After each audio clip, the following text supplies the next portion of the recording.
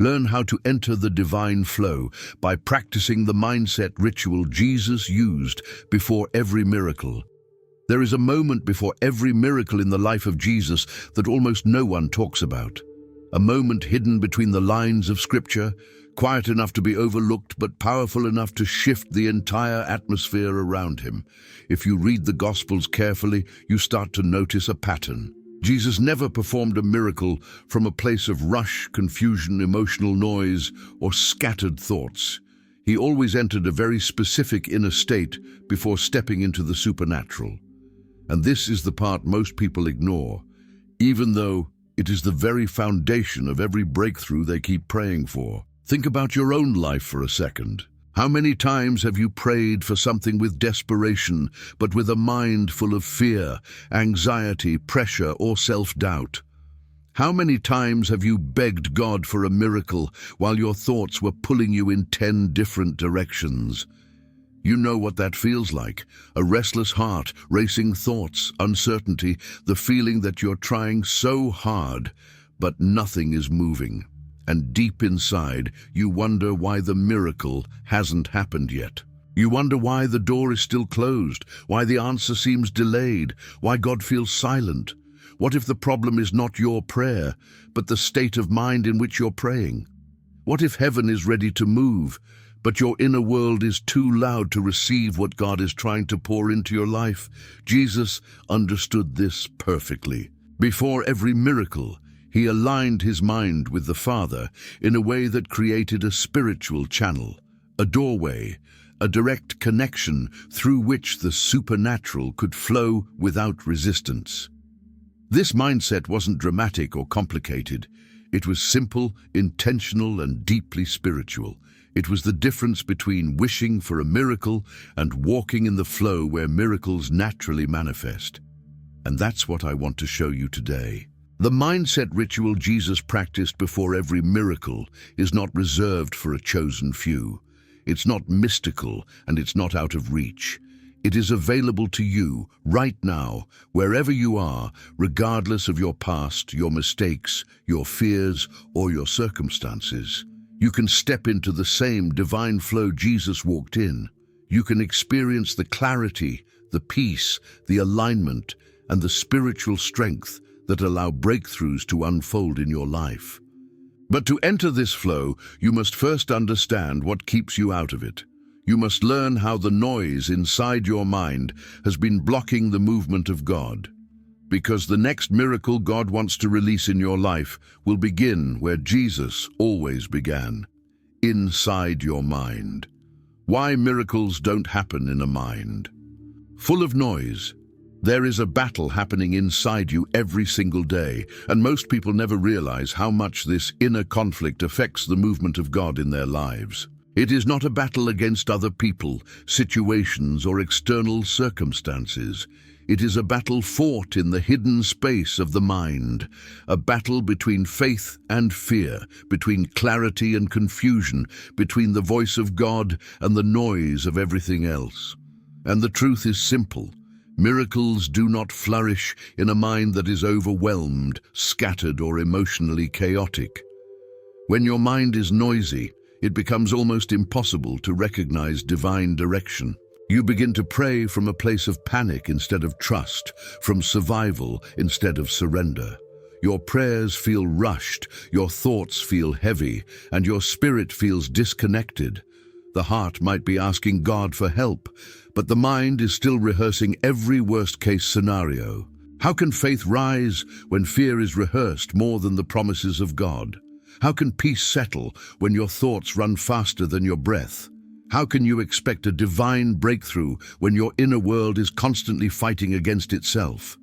And this is where many believers get stuck. They think God is delaying the answer, when in reality their own inner climate is blocking the very thing they want Him to do. The Psalms tell us repeatedly that God speaks in stillness, that He leads in quiet waters, that He restores the soul in silence. Yet most people try to hear God while drowning in mental noise. They try to walk in faith while carrying the weight of fear. They try to enter the divine flow without ever calming the storm inside their own mind. Jesus never operated from that place. He never reacted out of anxiety, doubt, or emotional pressure. His miracles were born from an inner state of clarity, peace, and alignment. He moved with intention, not tension. He responded to the Father's voice, not the noise around him. And this mindset wasn't just spiritual, it was deeply practical. Because the truth is, when the mind is noisy, faith becomes fragile. But when the mind is still, faith becomes strong enough to shift realities. The enemy knows this, which is why confusion, distraction, and emotional overload are his most subtle weapons. They don't look like spiritual attacks, but they are. Anything that steals your clarity, steals your ability to perceive the movement of God. Anything that fills your mind with noise weakens your connection to the divine flow. But once you understand this, everything starts to change. Because miracles don't only require faith, they require a mind that can host faith. They require an inner atmosphere capable of receiving what heaven wants to release. And Jesus perfected that atmosphere. He mastered his inner world before he ever transformed the outer one. Now that you understand what blocks the divine flow, we can move into the forgotten ritual Jesus practiced before every miracle, the shift he made internally before anything happened externally. The forgotten ritual Jesus practiced before every miracle. Before Jesus spoke a word, stretched out his hand, or performed any visible act of power, he entered a hidden place within himself, a place so intentional, so spiritually aligned, that it became the birthplace of every miracle recorded in Scripture. This was not a ritual of candles, formulas, or complicated steps. It was a mental and spiritual preparation that positioned him in perfect union with the Father. And the deeper you go into the Gospels, the more obvious this pattern becomes. Jesus never reacted impulsively. He never responded from emotional turbulence. He always paused. He always aligned. He always shifted into the internal posture that allowed the supernatural to flow without resistance. This is the forgotten ritual, the process of preparing the inside before commanding the outside. It was the moment when Jesus tuned his mind into heaven, silencing any distraction and anchoring his spirit into the will of God with absolute clarity. Think about how often Scripture mentions Jesus withdrawing, not to escape people, but to recalibrate his inner world. He went up on the mountain by himself to pray. He withdrew to lonely places. He rose early to be alone with the Father. These weren't random details. They were insights into his spiritual strategy. Jesus knew that miracles do not begin at the moment they manifest. They begin in the atmosphere you create within your own mind. When he stood before the tomb of Lazarus, he had already aligned his inner world long before he commanded the dead to come out. When he multiplied bread and fish, the miracle was set into motion before he lifted his eyes to heaven. When he healed the sick, cast out demons, or calmed storms, the power flowed through a mind that was already settled, surrendered, and connected. Human emotion never dictated his action. The Father's voice always did. This mindset ritual was the bridge between his humanity and his divinity. Jesus walked the earth fully human, which means he had to intentionally choose this alignment. He had to cultivate it, he had to practice it, and if he had to prepare himself before operating in the miraculous, how much more do we need to prepare our minds before expecting breakthroughs? The forgotten ritual Jesus practiced is not mystical. It is deeply practical and spiritually accessible. It is the process of entering inner alignment so the divine flow can operate through you instead of around you. Once you learn this, miracles stop feeling distant. They no longer depend on emotional strength or external circumstances. They begin to flow from a place of spiritual clarity. Now that you understand the ritual itself, the next step is to discover what the divine flow actually is and why Jesus never moved until he was fully immersed in it. Entering the divine flow. What it actually is, most people hear the word miracle and imagine a sudden moment where God intervenes dramatically. But Jesus reveals something much deeper. Miracles don't begin with an external act. They begin with a spiritual state, a state where your mind, heart, and spirit align so fully with God that heaven's movement becomes natural instead of forced. This state is what I call the divine flow, and understanding it is the key to unlocking everything Jesus walked in. The divine flow is not a mystical trance or an emotional high. It is not a feeling of goosebumps or a moment of spiritual excitement. It is a posture of awareness, alignment, and surrender that makes you available for the will of God to move through you. It is a shift from trying to make things happen in your own strength to allowing God to work through your obedience and inner stillness. Awareness is the first step. Jesus was always aware of the Father's presence. He lived with a constant sensitivity to the invisible. He didn't separate spiritual life from daily life. Everything blended into one continuous conversation with God.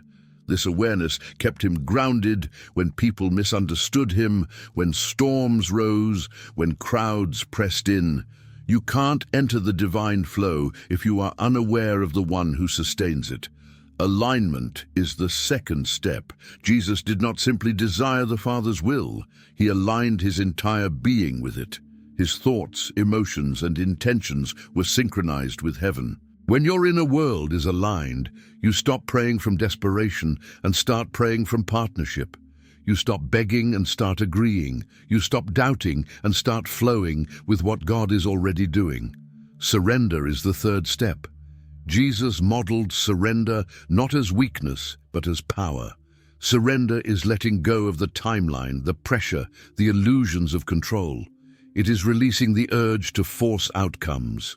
This kind of surrender creates room for God to move in ways far beyond human limitation. The divine flow is strongest in a surrendered mind. And then comes intentional presence. Jesus didn't rush. He didn't divide his attention. He was fully present with the moment, fully attentive to the Father, fully connected to the people before him. Presence is what opens the channel for God's power to manifest without interference. It quiets the noise, it strengthens faith, it stabilizes the soul. This is the divine flow, a state where your inner atmosphere mirrors the peace, clarity, and authority of heaven. A state where God's movement becomes clear, where faith becomes active, and where the impossible becomes possible. Jesus never stepped into a miracle before stepping into this state first. And the truth is, when you learn to enter the divine flow, your life stops feeling like a constant struggle. Breakthroughs stop feeling rare. The supernatural becomes the natural response of a mind aligned with God. Now that the flow is clear, it's time to explore the mindset Jesus carried before every miracle, the internal behaviors that made him unstoppable in the face of any challenge. The pre-miracle mindset of Jesus. A deep dive before Jesus spoke a command, healed a body, or multiplied anything. He entered a very specific mental posture. This posture wasn't accidental, it wasn't automatic. It was intentional, practiced, and deeply spiritual. It was the mindset that made his miracles effortless. And once you understand how Jesus positioned his mind before stepping into the supernatural, you begin to understand why so many people struggle to experience breakthroughs today. The first element of Jesus' mindset was internal stillness. He never reacted from agitation. Even when crowds were shouting, when disciples were confused, or when enemies accused him, Jesus refused to let the external noise shape his internal world. His mind was anchored. His spirit was steady. Before he moved, he became still on the inside. This stillness wasn't passivity, it was authority. It was the same stillness he demonstrated when he calmed the storm. He carried inside what he wanted to manifest outside. The second element was expectation, rooted in faith. Jesus didn't hope things would work out.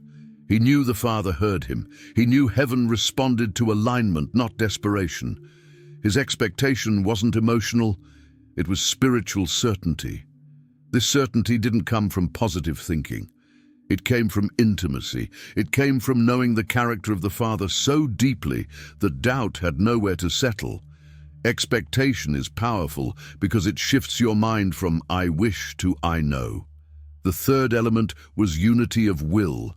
Jesus repeatedly declared, "I do not seek my own will, but the will of him who sent me." This wasn't a phrase, it was a mental reality. He aligned his thoughts, motives, and intentions with the Father before acting. This is why his commands carried power. They were expressions of divine agreement. The miracle wasn't Jesus imposing something on heaven. It was heaven expressing itself through him because he was perfectly aligned. The fourth element was the absence of inner conflict. Jesus didn't carry hidden contradictions within himself. His mind wasn't divided. His heart wasn't torn between fear and faith. There was no internal argument about whether God would move. He walked in clarity, and clarity is a spiritual force. A divided mind blocks the flow of God. A united mind becomes a channel for the supernatural. This mindset is not out of your reach. Jesus lived this way as a human filled with the Spirit, which means this mindset is available to anyone who is willing to align their inner world the way he did. The problem is not that people lack faith. The problem is that their inner world is too fragmented to host it. Jesus performed miracles because his inner environment made room for God to move. Now that you've seen the power of his mindset, it's time to enter one of the most overlooked parts of his life, the silence ritual he practiced before stepping into moments of breakthrough. The silence ritual, how Jesus prepared his mind. Before every major moment in his ministry, Jesus stepped away. He didn't disappear out of weariness or frustration. He withdrew with purpose. He intentionally created space around him so he could cultivate the atmosphere within him. Scripture repeatedly shows him moving towards silence before moving in power. And this is the part most believers overlook. The miracle was often decided in the silence, not in the moment it manifested. When Jesus withdrew to lonely places, it wasn't isolation. It was alignment. It was the sacred space where his humanity met the Father's presence without distractions. Silence was not the absence of activity. It was the presence of clarity. It was the place where every competing voice went quiet so the Father's voice could rise above everything else. In silence, Jesus didn't run from people. He returned to himself. He returned to purpose. He returned to the divine flow that made the impossible natural. Think of the moments before his greatest miracles. Before choosing the disciples, he spent the entire night alone. Before feeding the 5,000, he lifted his eyes to heaven with a heart already still. Before raising Lazarus, he approached the tomb with a mind already anchored in the Father's will. Jesus didn't step into these events hoping to find clarity along the way. He entered them with clarity already established in the silence he cultivated. Silence is a spiritual discipline. It strips away the illusions of control, the weight of people's expectations, and the chaos of constant noise. In silence, the soul recalibrates. The mind stops spinning, the heart softens. This is where your thoughts stop running ahead of God and start resting in Him. Silence is where you stop performing faith and begin embodying it. And this is where most people miss their breakthrough. They ask God for answers while surrounding themselves with noise. They search for direction while drowning in distraction. They pray for miracles while carrying mental clutter that suffocates the voice of the Spirit. You cannot recognize divine guidance when your mind is louder than your spirit. Jesus understood this, which is why he protected his silence as fiercely as he healed the sick. His silence was part of his strategy. It was the hidden preparation that positioned him for every demonstration of power. The truth is simple. Silence is not weakness. Silence is spiritual strength.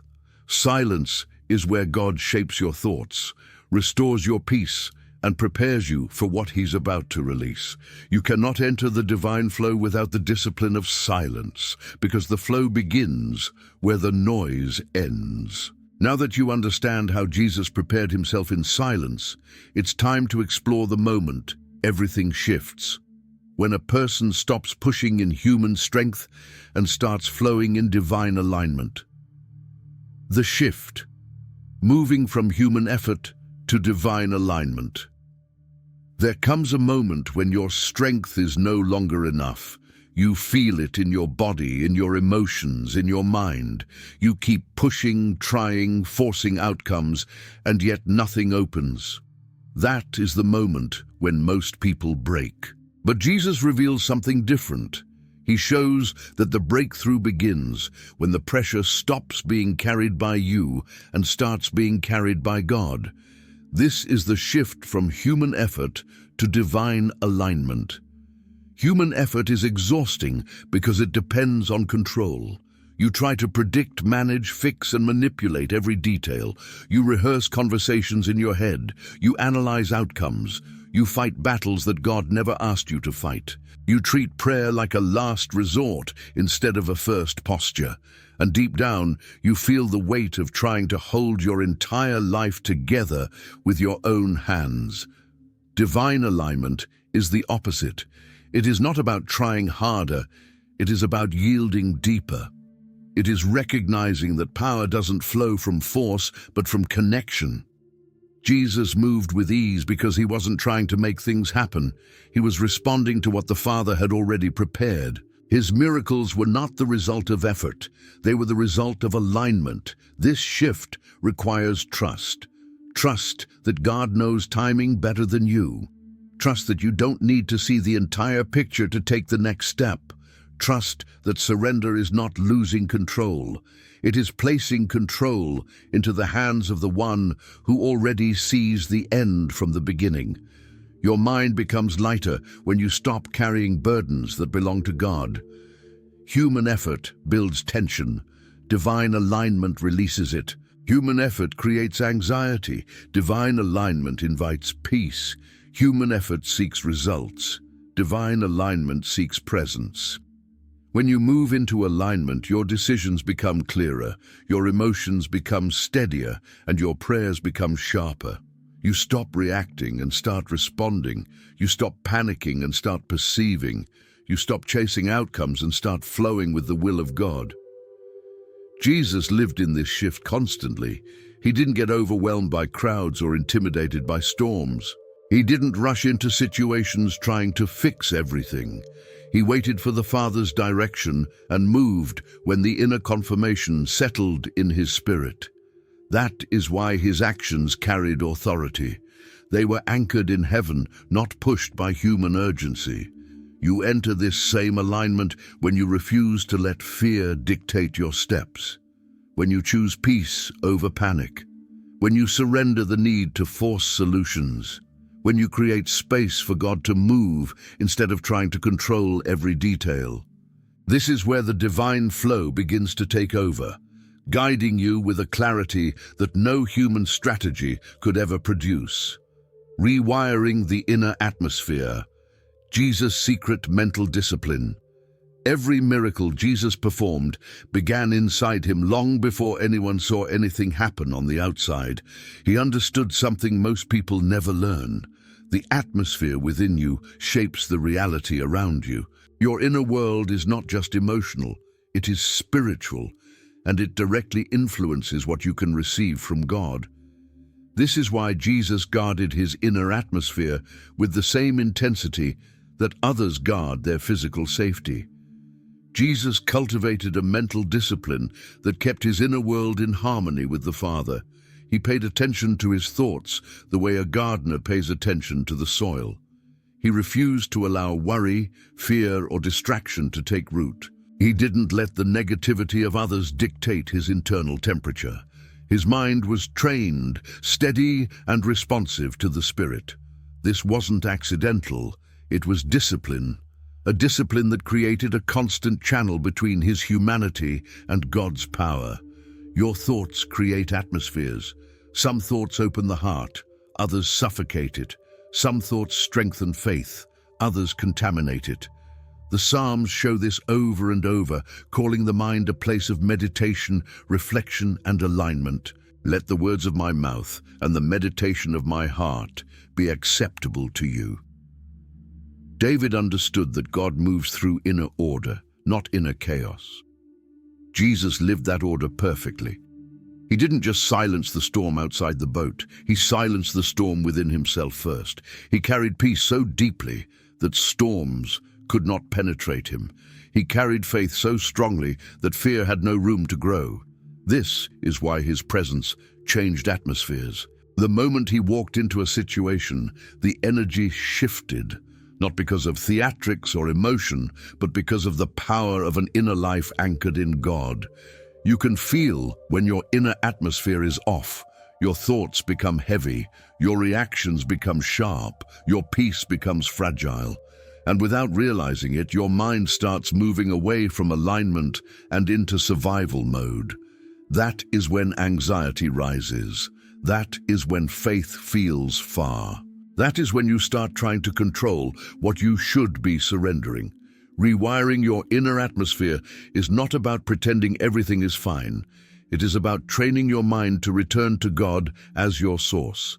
It is about interrupting destructive thoughts before they become beliefs.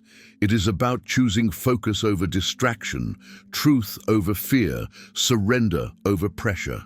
The more your mind learns to stay centered, the more your spirit becomes a natural carrier of divine flow. Jesus shows that miracles are not about spiritual performance. They are about spiritual posture. And your posture begins with the atmosphere you create inside yourself. When your inner world is aligned, the movement of God becomes clearer, stronger, and unhindered. The faith frequency. Jesus' emotional calibration. Faith is often described as belief, conviction, or trust, but Jesus reveals something deeper. Faith is not just a thought. It is not just a belief. It is an internal frequency that your entire being resonates with. It is a spiritual tone that aligns your mind, emotions, and expectations with what God is doing. When Jesus prepared for a miracle, he calibrated himself to this frequency. It shaped the way he saw, the way he prayed, the way he acted. Faith was not an idea to him. It was a state of internal resonance. Every emotion you carry affects your spiritual frequency. Fear lowers it, anxiety disrupts it, doubt destabilizes it, anger contaminates it, but faith elevates it. Faith clears the inner static. Faith organizes your emotional chaos. Faith strengthens your perception of God's presence.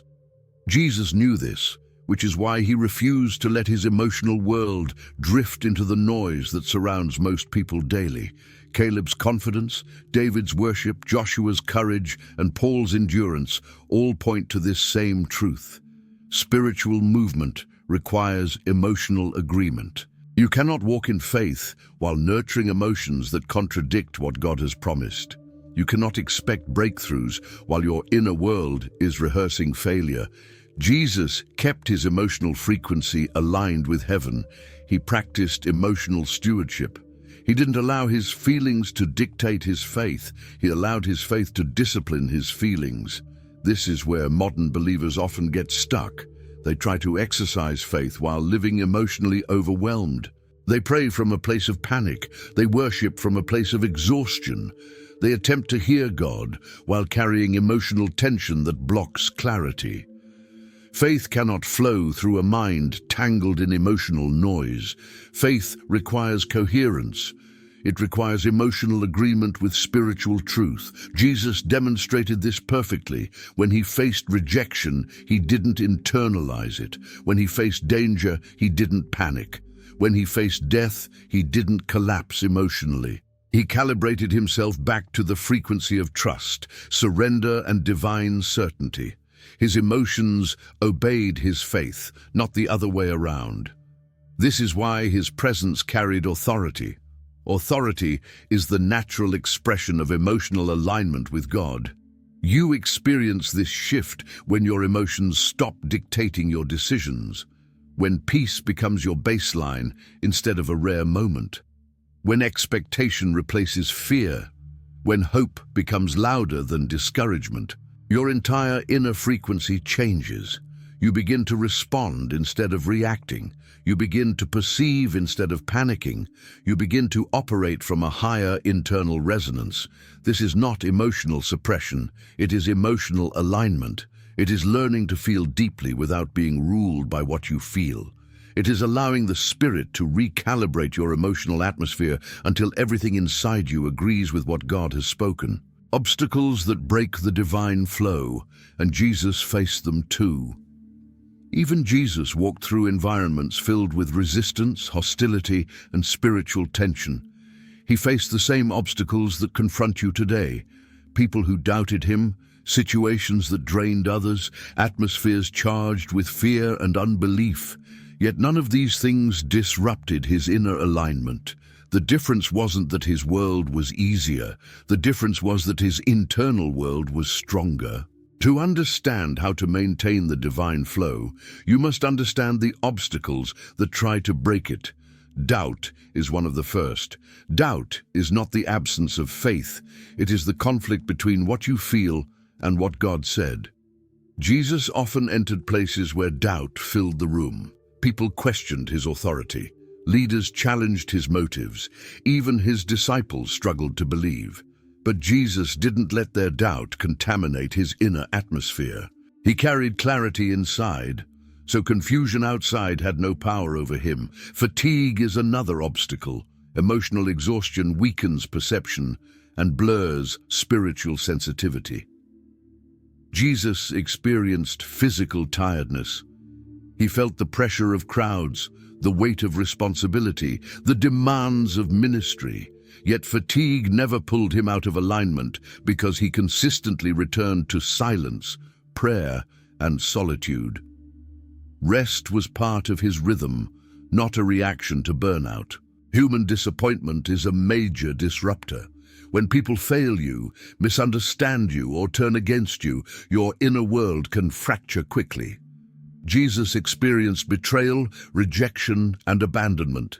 He knew the sting of being judged unfairly and loved selectively, but he never allowed disappointment to harden his heart. His identity was anchored in the Father, not in the reactions of people. And then there is spiritual resistance. Darkness never stays passive around someone walking in divine alignment. Jesus encountered demons, opposition, and the full weight of spiritual warfare. But resistance didn't intimidate him. His authority didn't come from emotional intensity. It came from inner clarity, surrender, and alignment with the Father's will. These obstacles don't disappear just because you seek God. They often intensify. But Jesus shows that their power depends on the space you give them inside your mind. External resistance cannot break the divine flow unless your inner world gives it permission. The enemy's strategy is simple. If he can disrupt your inner alignment, he can weaken your spiritual authority. But if he fails to shake your inner world, he cannot stop the movement of God in your life. Your greatest victories arise not when obstacles vanish, but when they lose the ability to influence your inner posture. That is when you begin to walk like Jesus walked, steady, grounded, and unmoved by what surrounds you. The Jesus Ritual. Step-by-step application for today. What Jesus practiced inwardly before every miracle was not a mystical formula. It was a repeatable pattern, a spiritual posture that any believer can adopt, a way of preparing the mind so the heart becomes receptive and the spirit becomes aligned with the movement of God. When you understand this ritual, you stop waiting for miracles as rare events and start living from the posture that invites them. The first step is pause. You cannot enter alignment while rushing mentally or emotionally. Jesus often stopped before acting. Pausing interrupts the cycle of anxiety, fear, and overthinking. It creates a sacred gap where clarity begins to emerge. When you pause, your mind stops bracing for disaster and starts recognizing God again. The second step is breathe. Not as a technique, but as a reset. Breathing centers your nervous system, quiets emotional turbulence, and anchors your attention back into the present moment. Jesus lived fully present.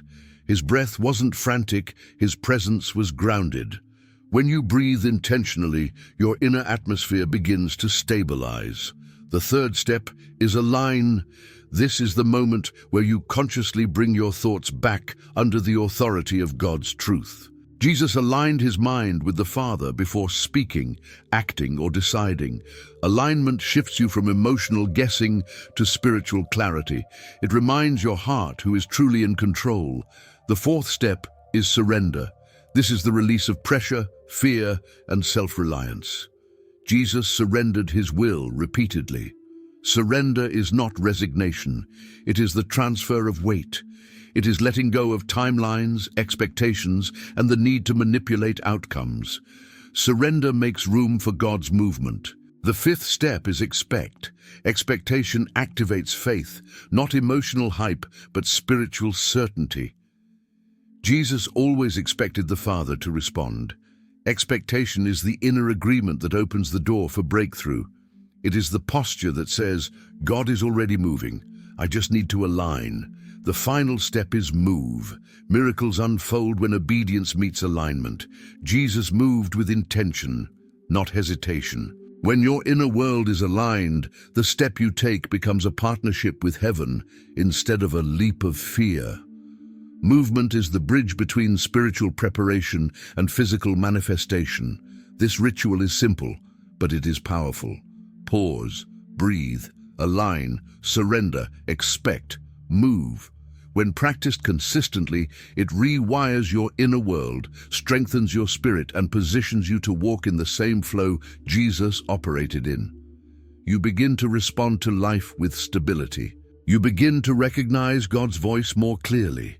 You begin to experience breakthroughs not as accidents, but as the natural result of alignment. Preparing for the miracle. What happens when you align your mind? Something profound begins to shift the moment your mind aligns with God. You don't always notice it immediately, but the inner landscape changes. The heaviness lifts, the confusion dissolves, the fear loses its grip. It's subtle at first, but unmistakable. This is the stage where heaven starts preparing the breakthrough long before you see anything happening externally. Miracles begin quietly, in the unseen space where your thoughts, emotions, and spirit fall into agreement with God's truth. When your mind is aligned, your perception becomes sharper. You start to notice doors that were always there, but hidden behind mental clutter. You sense guidance with more clarity. What once felt chaotic now has direction. You become attentive to the movement of God in ways you couldn't perceive when your mind was overwhelmed. This clarity is not mental force. It is spiritual sensitivity awakened. Your emotions begin to stabilize. Instead of reacting to every thought or circumstance, you respond with peace. Pressure stops dictating your choices. Fear stops narrating your future. Hope rises naturally. Peace becomes a steady undercurrent instead of a temporary visitor. This emotional stability is not self-control alone.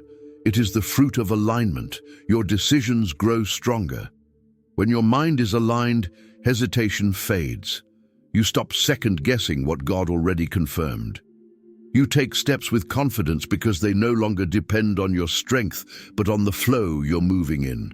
Obedience becomes lighter, discernment becomes sharper, the path becomes clearer, your prayers change. They stop sounding like survival cries and start sounding like conversations with someone you trust completely.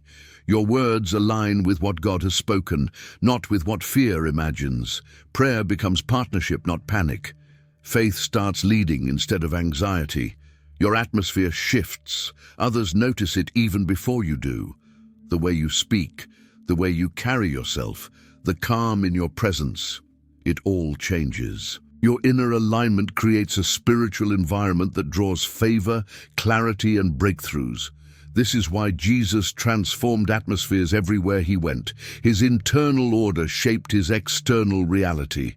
This is the stage where miracles begin to form, not because God suddenly decided to move, but because your alignment created the space for his movement to manifest. When your mind, emotions, and spirit agree with heaven, the natural becomes a doorway to the supernatural. The impossible becomes accessible. Miracles begin in the mind, not the moment. Miracles have always looked sudden from the outside, but Jesus shows that nothing truly begins in the moment it appears. Every breakthrough, every supernatural intervention, every healing, and every act of divine power started long before anyone saw it. It started in the inner world. It started in the mind. It started in the space where Jesus aligned himself with the Father so completely that heaven had nothing blocking its flow through him. This is the revelation most people miss. Miracles are not random. They are not unpredictable anomalies. They are the natural overflow of a mind and spirit in alignment with God. When Jesus approached a situation, the miracle was already decided before he spoke a word. His inner alignment was the seed. The manifestation was the fruit. When your mind is fragmented, your faith becomes fragile.